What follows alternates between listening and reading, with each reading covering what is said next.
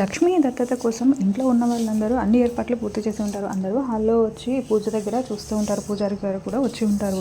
ఇంకా సహస్ర ఏమో అంబిక అసలు ఏం ప్లాన్ చేసింది అని చెప్పి సహస్ర పద్మాక్షి ఇద్దరు అనుకుంటూ టెన్షన్ పడుతూ ఉంటారు. అంబిక మాత్రం అసలు ఈ దత్తత జరగనివ్వను, నా పెళ్ళి జరగనివ్వను అని అనుకుని ఏదో ప్లాన్ చేసి ఉంటుంది. అది ఊహించుకుంటూ ఉంటుంది.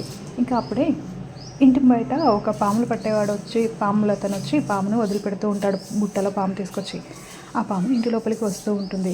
ఇంకా అంబిక సంతోషపడుతూ చూస్తూ ఉంటుంది. ఇంకా సహస్రకి ఏం అర్థం కాక అంబిక వైపు లక్ష్మి వైపు చూస్తూనే ఉంటుంది. ఇంకా అప్పుడే అక్కడికి పాము రావడంతో అంబిక చూసి హ్యాపీగా ఫీల్ అవుతూ ఉంటుంది. లక్ష్మి పక్కనే వచ్చి పాము నించొని ఉంటుంది, కాటు వేయడానికి రెడీగా ఉంటుంది.